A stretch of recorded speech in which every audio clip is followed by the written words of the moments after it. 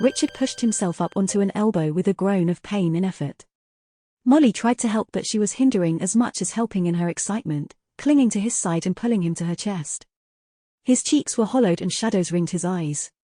"Is it over?" he asked. "Well, it's about time you got up," said Grendel. He rubbed his eyes and pulled himself up from the wall. That took forever. It took Richard some time to comprehend what he'd said. The full body ache left in a flash. He pushed himself free of Molly's embrace and swung his legs over the side of the mattress. "What do you mean, it took forever? How long was I gone?" Grendel stared in amazement. He couldn't remember seeing anyone so able in his state. Even putting a coherent sentence together was difficult for most so soon after the change. About 2 weeks. What? He leapt to his feet and raced to the door. "Have we moved at all?" "We thought we should wait until you woke," Molly stammered. "We didn't know what you had planned." Richard stumbled out of the wagon, holding his side. His muscles screamed as he moved. The wheels of his wagons had been sitting long enough to sink inches deep into the mud. Last night's campfire was still smoking in its pit, and clothes and belongings were scattered everywhere he looked. The few of his performers in sight, the few who hadn't slept the day away, he was sure, lounged upon makeshift stools or dry patches of grass without a care. Richard roared at the sky, startling birds into the air at the edge of sight. "On your feet! Gather your things or they'll be left behind, and you with them. We're leaving." "Richard, stop!" Grendel shouted. "You need to rest." A familiar young boy came running from behind a wagon with twinkling eyes and a toothy grin. "You're better," he exclaimed. "I knew you'd be all right." "Maybe not all better," Richard admitted, still clutching his side. He took a few shallow breaths, the deepest the tightness in his chest would allow. "I need you to listen to me," he panted. "Get everyone up. We can't stay here. We must leave as soon as we can. Do you understand?"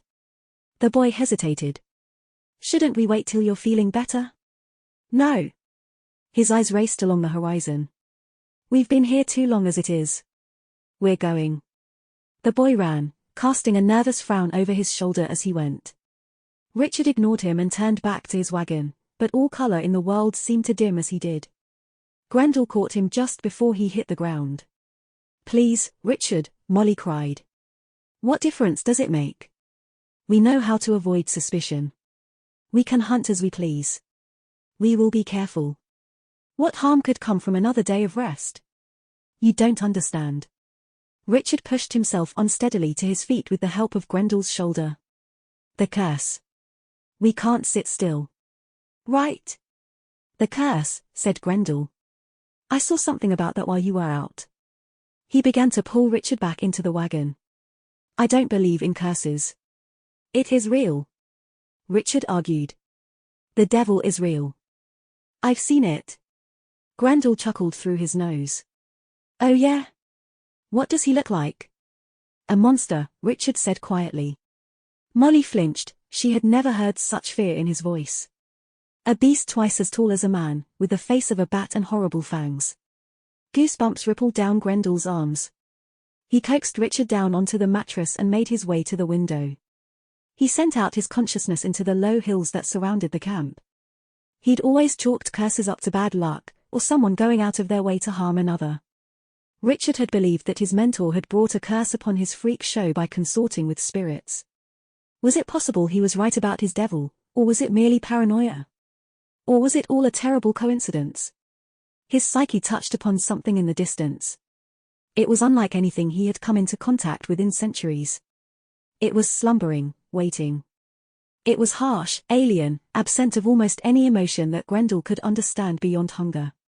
And with a static hum that shook him to his spine, the necrobeast touched upon him in turn. "What's wrong?" Molly asked. Her face was as white as his own. "Did you see something? Is it the curse?" He put a hand upon the hilt of his sword. Sparks danced along his fingers, drawing arcs of lightning along his knuckles. The face of a bat and massive wings to match.